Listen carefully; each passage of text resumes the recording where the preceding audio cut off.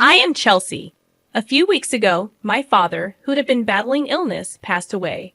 Regret lingers within me as I wish I could have shared with him the joy of meeting his grandchildren. These thoughts escaped my lips accompanied by a heavy sigh. I got married 5 years ago at the age of 25, and during the ceremony, my father and I made a pact. I promised to inform him first when I got pregnant. Sadly, that promise remained unfulfilled. My only regret about my father centers around this unkept promise. His illness had been discovered a year ago, and since then, I devoted myself to doing everything I could for him. Regular visits to my parents' home and the hospital with my mother became a routine. I increased the frequency of phone calls and video chats, exhaustively exploring every avenue to support him. Despite my efforts, a lingering doubt persists. Could I have done more? As I mull over these thoughts, my mother, sitting beside me, reassures me. You did well, Chelsea. Your father would be satisfied. Just then, my sister Portia returns, accompanied by the family lawyer. The mid-40s man hands me his business card, introducing himself as Samuel, the attorney. My mother guides Samuel to a seat, and as soon as he settles in, my sister blurts out, I heard from this lawyer that Dad left quite an inheritance. I quickly clarify, it's not all for you, Portia.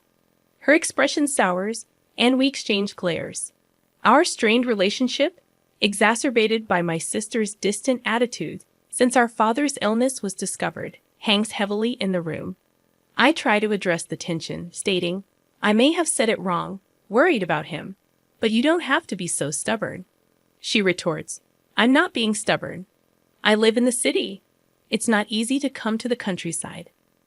Our argument reveals deeper issues, and the lawyer intervenes, urging us to calm down. Apologies are exchanged, but the lawyer redirects the focus, stating, as I mentioned on the phone, I have your father's will. My mother inquires when this occurred, and Samuel responds, a few weeks before he passed away, he contacted me. The lawyer had visited the hospital, where my father, with his primary physician present, had finalized his will. It had been arranged for the physician to inform the lawyer upon my father's passing. Now, with a white envelope in hand, the lawyer places the will in front of us, confirming, this is the will, undoubtedly in your father's handwriting. I murmured as I verified the characters on the envelope. My sister Portia appeared somewhat irritable, but she dismissed it, saying, never mind, just tell us what's in it. I'm busy. You know that very well, she added, addressing the lawyer with a wry smile. With that, he opened the envelope, revealing a single sheet of paper. The contents outlined that, aside from the house and land, my father's inheritance included some savings and a storage shed. While we were aware of the house and land, the mention of a storage shed puzzled me. As I contemplated this, my sister, visibly annoyed, interjected, wait a minute. You didn't mention the farm. The lawyer acknowledged the oversight and explained, yes, the farm your dad used to work on as a hobby. He recounted how, after turning 50, my father decided to close his company in the next town and focus on farming near our home. Despite initial objections from my sister, who opposed the decision during her college years, my father persisted, finding joy in the physical activity of farming. Now, my sister insisted that the farm should be part of the inheritance. The lawyer, reviewing the documents, quickly addressed this concern, revealing that the farm was rented land. My sister expressed disappointment, realizing we didn't own the expansive piece of land as she had thought. The conversation then turned to dividing the inheritance. The lawyer suggested giving the house and land to the wife, my mother, leaving the rest to be divided between my sister and me. The savings and storage shed were up for distribution. My sister eagerly claimed the savings, valuing at about $100,000, declaring triumphantly, I'll take the cash.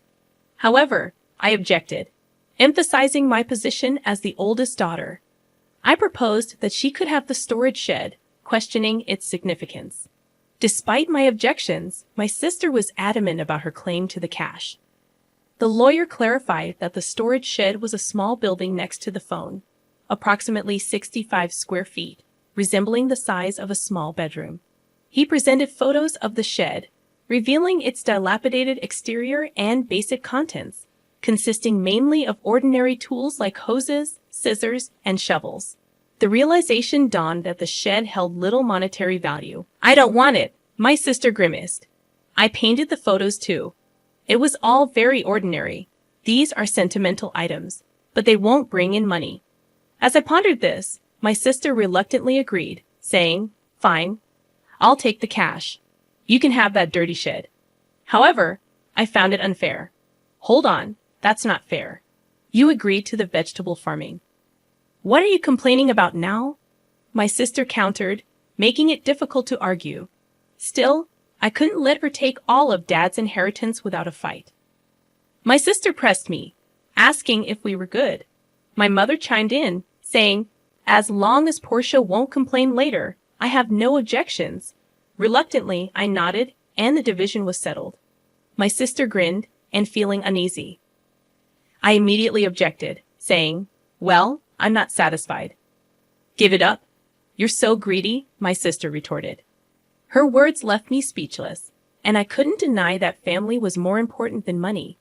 My sister abruptly ended the conversation, and in the end, my mother got the house and land. My sister got Dad's savings, and all that was left for me was the dirty shed. My sister, laughing loudly, signed a document promising not to complain about the inheritance division. Filled with complaints, I couldn't help but vent to my mother. "Mom, why didn't you help me?" My mother replied, "I did help you. I made sure you got the shed." Unhappy about inheriting the shed, I puffed out my cheeks in response. The next day, armed with the shed key from the lawyer, I headed to the shed near the field, a 10-minute walk from home along a deserted rural road. Finally, reaching the empty field, I opened the dusty shed and began looking around for something sentimental from Dad. Yet, all I found were tools and nothing special. Disheartened, I considered taking what was inside when I noticed something odd. The shed seemed smaller on the inside. Puzzled, I walked around to the back and gasped. There was another door. This second entrance wasn't visible from the inside, creating a mysterious space accessible only from the back. Excitement surged through me as I thought, this must be Dad's surprise. Dad loved surprises, even on birthdays. Memories flooded back and tearing up. I returned inside, searching for the back door key. After finding 2 hidden keys in the handle of a shovel, I tried one in the door at the back. With a click, it opened, revealing a cramped space with a large safe. I wondered, is this from Dad's company? I recognized the safe. It was the same one I saw in the corner of his office when I was a child.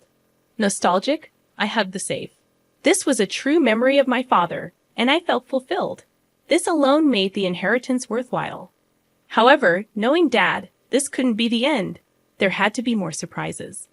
There's got to be more surprises, I muttered as I inserted the second key into the safe. With a slightly rusty sound, the safe opened. What? No way. The moment I saw the contents, I was stunned.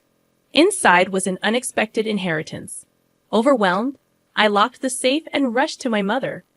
After explaining the situation to her, I called my husband, and with his help, we moved the safe from my parents' house. Then it hit me, the contents of the safe were undoubtedly Dad's. However, if it's part of my inheritance, including the shed, I might have to pay inheritance tax. Better get this checked out thoroughly, I thought.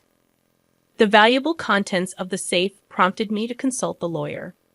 According to him, for inheritance tax matters, it's better to consult a certified public accountant. So I got a referral to an accountant from a friend and left all the complicated matters to them. The year passed in this way, and just when I thought things had finally settled down, my sister showed up near my home. "What brings you here all of a sudden?" I asked.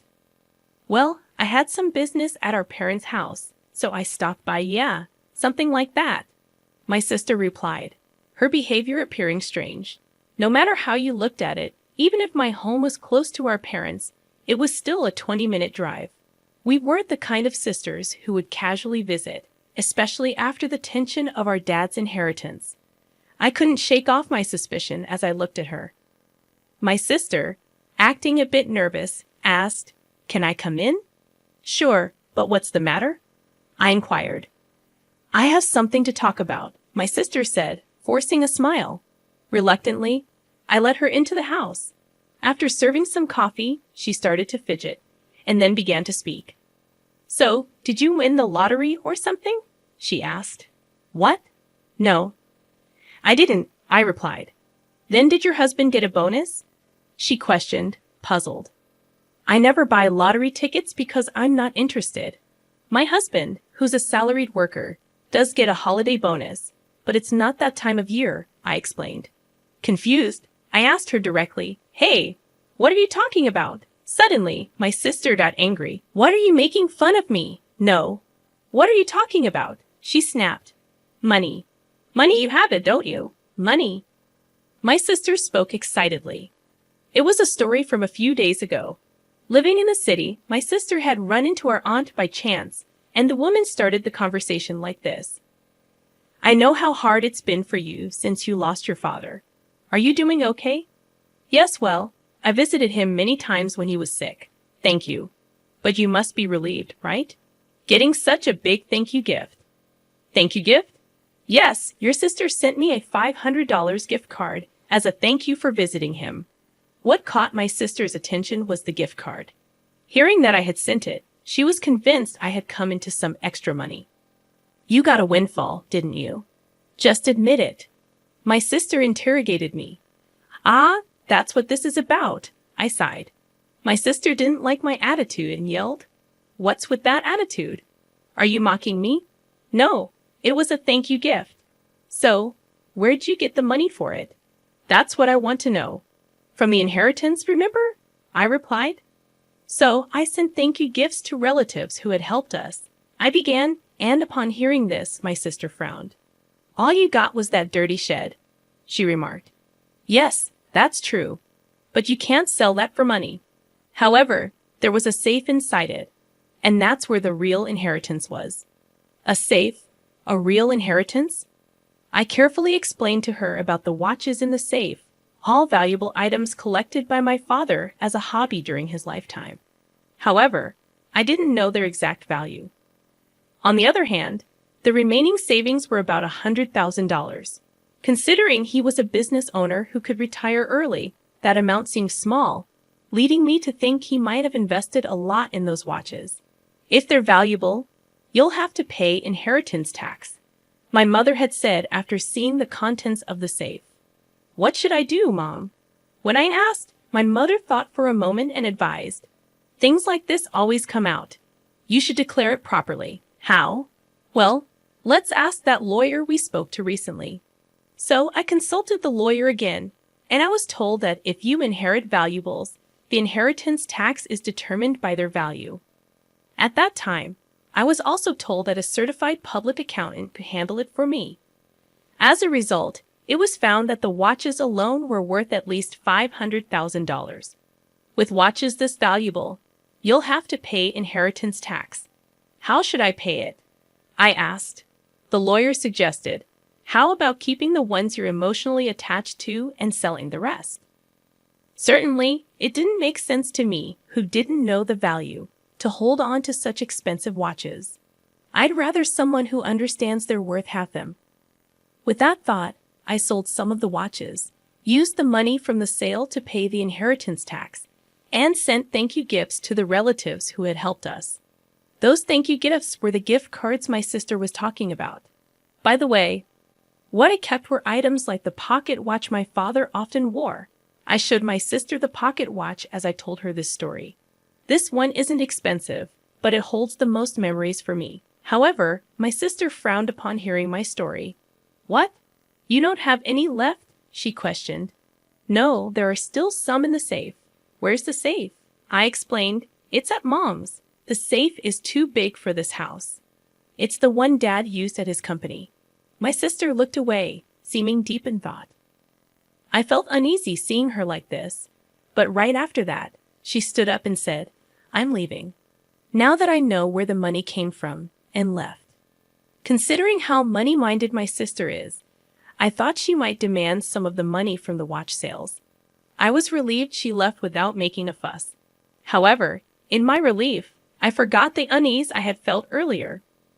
My sister isn't that understanding, and I had forgotten that. I was reminded of this late that night when I got a call from my mother. Chelsea, it's urgent. Come over right away.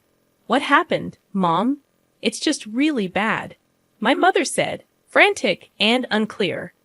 My husband and I rushed to my mother's house, and as we approached, we noticed something strange. The area around my parents' house was lit up in red. What's going on? The reason became clear as we got closer. Several police cars were parked outside my parents' house. I navigated through the crowd and called out to my mother. What happened, Mom? According to her, it was after 9 p.m., and feeling tired, she had gone to bed already. Soon after, she heard strange noises. Sounds like someone searching for something coming from beyond the door. Oh, it's a burglar, my mother instantly thought. However, she was the only one in the house, feeling helpless. She decided to escape through the window. Looking back, she saw the light of a flashlight moving inside the house. This is definitely a burglar, she was convinced. Running to the neighbor's house, she urgently said, "Help. There's a burglar." Hearing this, the neighbor immediately came out. They too saw the swinging light my mother was pointing at and called the police, thinking it was a burglar. However, it wasn't a burglar at all. It was my sister who had sneaked into the house to rummage through the safe after hearing my story. Neither my mother nor the neighbor had any way of knowing this. Soon, the police arrived, and naturally, my sister was shocked. Realizing she was in trouble, she tried to make a quick escape. Of course, it's her own family home, so there's no need to run.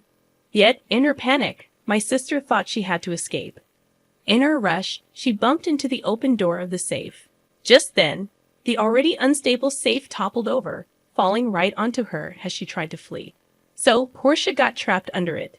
Yes, that's what happened. Is she okay? I asked. She was taken to the hospital by ambulance, but she keeps saying her leg hurts. What on earth was she thinking? I was truly dumbfounded. Afterward, my mother and I apologized to the police officers who had come to help, feeling bad for calling so late. I also phoned my sister's husband. Wait, you're saying Portia broke into her own family home and got injured? He questioned. Yes, that's correct. What is Portia doing? She doesn't even do housework. I'm really sorry about my sister. That's it. I'm filing for divorce. Divorce?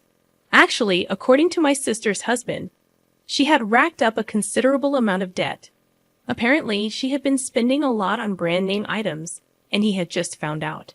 They had a huge fight, and in the end, my sister stormed out of the house, saying, "I'll borrow from Mom and pay it back."